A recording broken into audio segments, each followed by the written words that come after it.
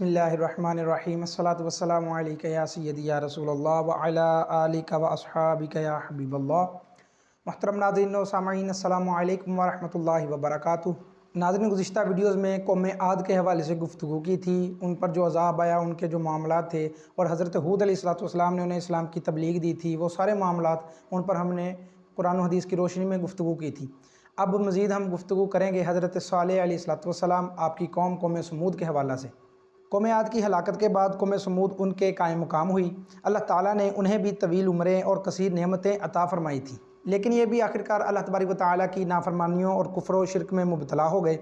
उनकी इस्लाह के लिए अल्लाह ताला ने उनकी तरफ हज़रत सालेह अलैहिस्सलातु वस्सलाम को रसूल बनाकर भेजा। आप अलैहिस्सलातु वस्सलाम ने उन्हें तौहीद को मानने, सिर्फ अल्लाह ताला की इबादत करने और बुतों को छोड़ देने की दावत दी, तो चंद लोग ईमान ले आए और अक्सरियत कुफ्र व शिरक पर ही कायम रही। हज़रत सालेह अलैहिस्सलातु वस्सलाम की उन पर तबलीग करने के बाद कौम ने आप अलैहिस्सलातु वस्सलाम से मोजज़े का मुतालबा किया, जिस पर हज़रत सालेह अलैहिस्सलातु वस्सलाम ने एक ऊँटनी की सूरत में उनको एक मोजज़ा दिखाया, लेकिन वो लोग मोजज़ा देखने के बाद भी ईमान न लाए, कुफ्र व शिरक पर ही डटे रहे। हज़रत सालेह अलैहिस्सलातु वस्सलाम ने उन्हें ऊँटनी के हवाले से कुछ अहकामात दिए, जिनसे कुछ अरसे बाद कौम ने रूगर्दानी कर ली और मौका पाकर उस ऊँटनी को कत्ल कर दिया। फिर उसके बाद एक गिरोह ने यहाँ तक गुस्ताखी की कि उसने हज़रत सालेह अलैहिस्सलातु वस्सलाम के घर पर हमला किया और आप अलैहिस्सलातु वस्सलाम को माज़अल्लाह कत्ल करने की भी साजिश की, लेकिन वो साजिशी गिरोह उसके नतीजे में, अपने हमला करने के नतीजे में हलाक हो गया। अल्लाह तबारक व तआला की तरफ से उन पर अज़ाब इलाही नाजिल हुआ, जबकि जो मुनकरीन थे उन पर 3 दिन के बाद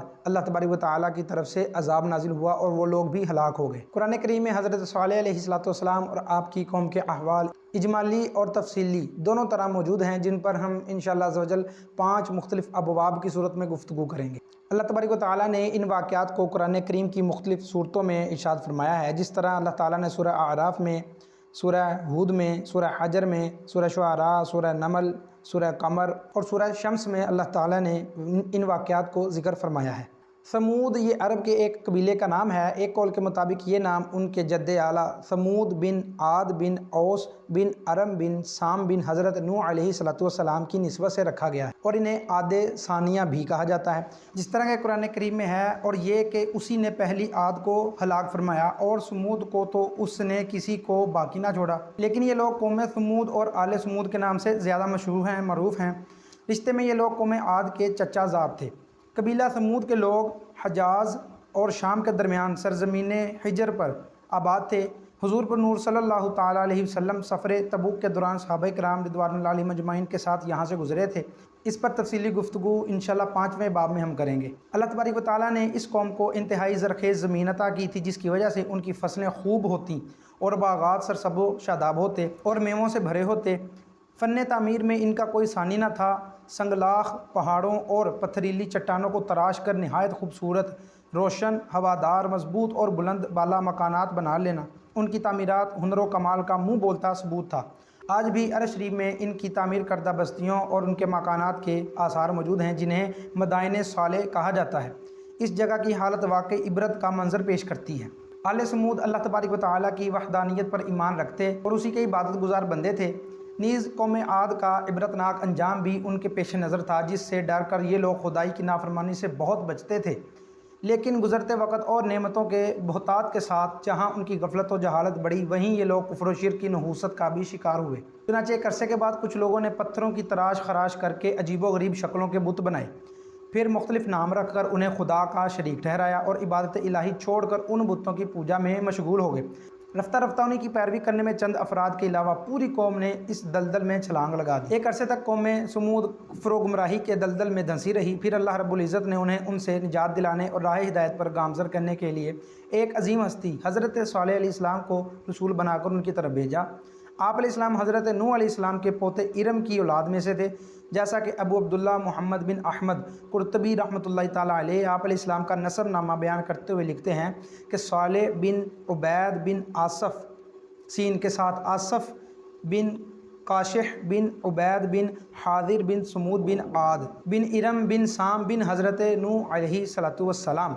मज़ीद लिखते हैं कि हज़रत सालेह अलैहिस्सलाम हस्ब व नसब दोनों एतबार से अपनी कौम में सबसे बेहतर और अफजल थे। कुरान पाक में हज़रत सालेह अलैहिस्सलाम के औसाफ आपकी मुबारक ज़ुबान से ही यूँ बयान फरमाए हैं। ऐलान रिसालत के वक़्त आपने फरमाया कि बेशक मैं तुम्हारे लिए अमानतदार रसूल हूँ। میں تم سے اس کی کوئی اجرت نہیں مانگتا، میرا اجر تو اسی پر ہے جو سارے جہان کا رب ہے۔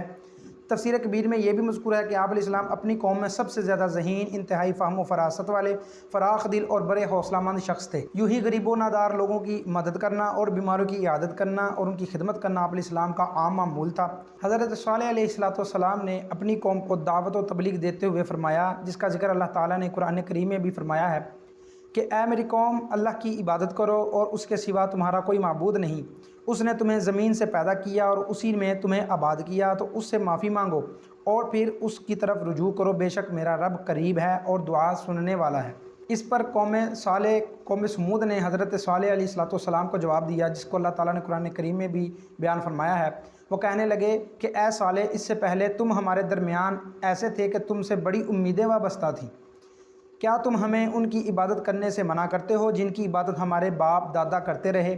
اور بے شک جس کی طرف تم ہمیں بلا رہے ہو اس کی طرف سے تو ہم بڑے دھوکے میں ڈالنے والے شک میں ہیں۔ یعنی انہوں نے کہا، اے صالح علیہ السلام، اس تبلیغ سے پہلے ہمیں تم سے بڑی امیدیں وابستہ تھیں کہ تم اپنی وجاہت و لیاقت اور لوگوں کی خیر خواہی کے سبب ہمارے لیے سرمایہ افتخار اور قوم کے سردار بنو گے، لیکن افسوس، تمہاری باتیں سن کر ہماری امیدیں خاک میں مل گئیں۔ تم ہمیں ان بتوں کی پوجا سے مت روکو جن کے ہمارے باپ دادا پوجا کرتے تھے، اور جس کی عبادت کی طرف تم ہمیں بلا رہے ہو وہ ہماری سوچ سے بالاتر ہے۔ اس پر حضرت صالح علیہ السلام نے جواب دیا، اے میری قوم، بھلا بتاؤ کہ اگر میں اپنے رب کی طرف سے روشن دلیل پر ہوں اور اس نے مجھے اپنے پاس سے رحمت عطا فرمائی ہو، تو اگر میں اس کی نافرمانی کروں تو مجھے اس سے کون بچائے گا؟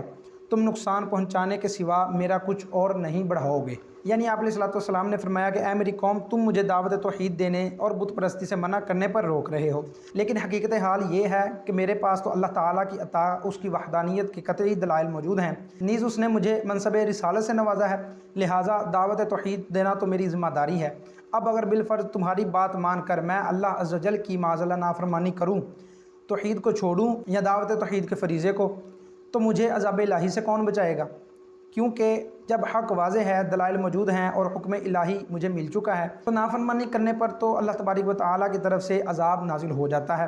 لہٰذا تمہارا مشورہ تو میرے لیے سراسر خسارہ ہی خسارہ ہے۔ یاد رہے کہ جاہل کی جہالت کی وجہ سے اس کا گناہ معاف نہیں ہوتا، بلکہ وہ گناہ گار ہی قرار پاتا ہے، لیکن علم کے باوجود گناہ کرنے میں بے باکی اور دیدہ دلیری کا معنی بھی پایا جاتا ہے، جس سے گناہ کی شدت میں اضافہ ہو جاتا ہے۔ اسی لیے علماء کا گناہوں کا ارتکاب کرنا زیادہ غضب الہی کا سبب ہے۔ یعنی نوح علیہ السلام نے یہ فرمایا کہ تم مجھے اللہ تبارک و تعالیٰ کی وحدانیت کی دعوت دینے پر، بت پرستی سے روکنے پر مجھے روکتے ہو کہ میں یہ کام نہ کروں، حالانکہ اللہ تعالیٰ نے مجھے ایک رسول بنا کر بھیجا، مجھے منصب رسالت سے نوازا ہے، اور میں تم لوگوں کو اس کام سے روکتا ہوں۔ اگر میں بھی رک جاؤں گا تو اللہ تبارک و تعالیٰ کی طرف سے عذاب نازل ہو سکتا ہے، اس لیے تمہاری باتوں سے مجھے خسارہ ہی حاصل ہوگا، اس کے علاوہ اور کوئی چیز حاصل نہیں ہوگی۔ اس سب کے بعد اللہ تبارک و تعالیٰ کے عطا کردہ انعامات یاد دلا کر قوم کو حضرت صالح علیہ السلام نے سمجھایا کہ اپنے اوپر خدا کی نعمتوں کی فراوانی دیکھو اور اپنے اعمال دیکھو، نہ شکری کے راستے پر چل کر فسادی مت بنو، بلکہ خدا کی نعمتوں کو یاد کر کے اطاعت و بندگی کا راستہ اختیار کر لو۔ حضرت صالح علیہ السلام کی باتیں سن کر، دعوت و نصیحت کو سن کر، لوگ آپس میں دو گروہوں میں مختلف ہو گئے، تقسیم ہو گئے۔ جو مومنوں کا گروہ تھا وہ غریبوں پر مشتمل تھا، جبکہ منکرین میں قوم کے سرداران شامل تھے۔ کافر سرداروں کا غریب مسلمانوں سے مکالمہ قرآن پاک میں یوں مذکور ہے، اس کی قوم کے متکبر سردار کمزور مسلمانوں سے کہنے لگے، کیا تم جانتے ہو کہ صالح اپنے رب کا رسول ہے؟ انہوں نے کہا، بے شک ہم اس پر ایمان رکھتے ہیں جس کے ساتھ انہیں بھیجا گیا ہے۔ متکبر بولے، بے شک ہم اس کا انکار کرنے والے ہیں جس پر تم ایمان لائے ہو۔ مال و دولت کی فراوانی، سہولتوں کی کثرت، دنیاوی نعمتوں کی بہتات، آسودہ زندگی، خوبصورت باغات، عیش و مستی کے شب و روز، کھانے پینے کی لذتیں اور امن و امان کے سائے اکثر و بیشتر انسان کو غفلت کا شکار کر دیتے ہیں، اور اپنی آنکھوں کے سامنے جنازے اٹھتے دیکھ کر بھی انسان خواب غفلت سے بیدار نہیں ہوتا، بلکہ سمجھتا ہے کہ شاید یہ زندگی دائمی ہے اور مجھے کبھی نہیں مرنا۔ حالانکہ بچپن سے جوانی، جوانی سے بڑھاپا، یہ سب وہ چیزیں ہیں جو زندگی کی حقیقت آشکار کرنے کے لیے کافی ہیں۔ قوم سمود بھی ایسی ہی غفلت کا شکار تھی، جس پر صالح علیہ السلام نے انہیں جھنجھوڑتے ہوئے فرمایا، کیا تم یہاں دنیا کی نعمتوں میں امن و امان کی حالت میں چھوڑ دیے جاؤ گے؟ باغوں اور چشموں میں، کھیتوں اور کھجوروں میں جن کا شگوفہ نرم و نازک ہوتا ہے، اور تم بڑی مہارت دکھاتے ہوئے پہاڑوں میں گھر تراشتے ہو، تو اللہ سے ڈرو اور میری اطاعت کرو، اور حد سے بڑھنے والوں کے کہنے پر نہ چلو، وہ جو زمین میں فساد پھیلاتے ہیں اور اصلاح نہیں کرتے۔ ناظرین آج کی اس ویڈیو میں قوم سمود کے حوالے سے کچھ گفتگو کی ہے۔ قوم سمود کون سی قوم تھی اور ان کے اعمال کیا تھے، حضرت صالح علیہ السلام نے انہیں کس طرح دعوت دی۔ آگے ہم بیان کریں گے کہ قوم سمود کو حضرت صالح علیہ السلام نے عذاب الہی سے ڈرایا اور پھر ان لوگوں نے عذاب کا مطالبہ کیا، اور کس طرح اللہ تبارک و تعالیٰ کی وحدانیت، صالح علیہ السلام کی نبوت اور رسالت کا انکار کیا، اور ان پر کس طرح عذاب نازل ہوا، اور بہت ساری اہم اور بہت ساری دلچسپ معلومات ہیں جن پر ہم مزید آنے والی ویڈیوز میں گفتگو کریں گے۔ اللہ تبارک و تعالیٰ ہمیں ہمیشہ حق اور سچ ہی بیان کرتے رہنے کی توفیق عطا فرمائے۔